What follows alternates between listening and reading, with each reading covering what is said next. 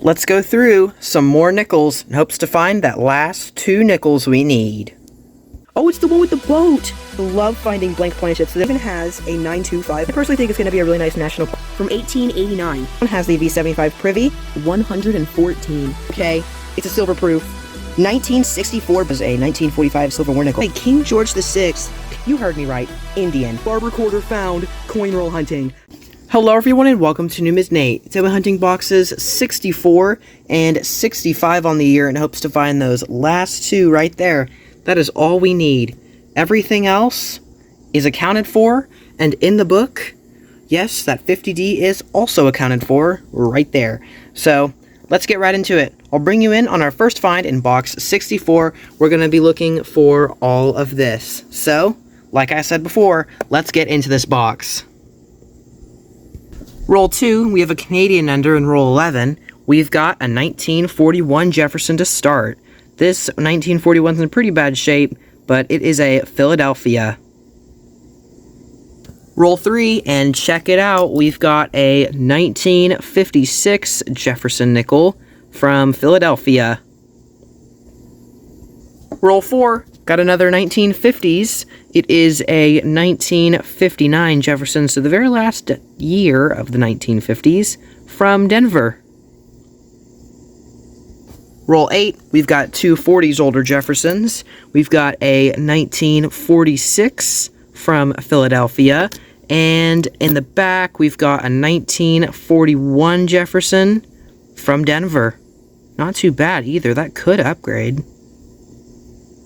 Roll 9, we got 2 more, except they're not both 1940s. We've got a 1942 non-silver from Philadelphia, and then 2 coins behind it is a 1954 out of Denver. Roll 11 was that Canadian nickel under, but before we get to it, there was actually a 1952 in the roll from Philadelphia. Now for that Canadian nickel, it is actually magnetic. I checked, so it wasn't even supposed to be in here, but it's the Royal Canadian Mint, and it is a 2009. Very shiny and very bright. Oh, and that 1952 Jefferson, I lied. There's a Denver Mint mark there. It is very hard to see, but it's right there. 1952 Denver. Roll 14, and the end coin was actually a 1941, you can see that ring of death, from Philadelphia. Roll 15, second to last coin in the roll, is a pretty gunked up 1957 from Denver, and it's even worse on this side. Roll 17, we've got a 1949 Jefferson nickel coming out of here from Philadelphia. Roll 18, and we've got a 1957 Jefferson nickel from Denver. Roll 24, just before the halfway point, we've got another older Jefferson. It's a 1959 from Denver. And I'll show you guys the obverse one more time. There it is, 1959 Denver. Roll 26, we've got a 40s Jefferson nickel coming out. It's a 1946 from Denver. 1946 Denver is not that bad of a date. Roll 30, and we've got another older Jefferson. This time it's a 1958 Jefferson from Denver. Roll 32, and we have a 1940. This is the first one of this box, and this one is from Denver. Roll 35, and we've got a 1958 Jefferson again from Denver. Roll 37, and we've got a 1939 here. It is very hard to tell, but you can clearly see that 1939 there, and I can feel some top elements on the back of this coin, so who knows what I'm going to see. Oh dear. Oh goodness, I don't even know what the mint is. Let me wipe it down and see if maybe we'll see if there's a mint there. Alright, I just wiped it down. It is a 1939 Philadelphia, thankfully. But yeah, that's whole, like, metal pieces. This must have been in a fire or something. Alright, box 64 is done. It was a pretty low-key box. We got 124 Philly, 2 Denvers. Don't usually get more Denvers than Phillies, but that's what happened in this box. We got that fire-damaged 1939 Philly and that 2009 RCM Canadian Ender. We got the 40 Denver, 2 41s and a Denver, 42 non-silver, 46 P&D, no 47s or 48s, but we did get a 49P. Nothing from 1950 to 51, but we do have a 52D, no 53s, but we got a 54D. No 55s, we got a 56, 2 57Ds, 2 58Ds, and 2 59Ds. And that's the haul for the first box of this video. I'll bring you guys in on our first find in box 65. And let's hope for some silver. Roll 3, we've got 2 older Jeffersons. We've got a 1959 from Denver and a 1948 Jefferson nickel from San Francisco. That's actually a rare date. 1948S. Check that out. That is a less than 10 million minted? No, it is 11 million, so very close to 10 million minted or less, but it's not. But I'll still take it. That's a semi-key date. Roll 9, we've got another older Jefferson. It's a 1957. Will it have a mint mark? Yep, it's a Denver Mint. Roll 14, we finally got some silver, but before I show it, we've got a pretty nice 1959 Jefferson here from Philadelphia. Very nice example. And now the second coin from the end was a 1943 War Nickel. I wish it was a 44, and it's a 1943P. One of the most common, if not the most common, War Nickels you can get, but silver, and I haven't gotten any in a while, so I'll definitely take it. Roll 15, it looks like we've got a 1958 Jefferson nickel from Denver. Roll 27, we've got another older Jefferson. It is a 1952 Jefferson from Philadelphia. I think I've said Jefferson like 4 times in this clip.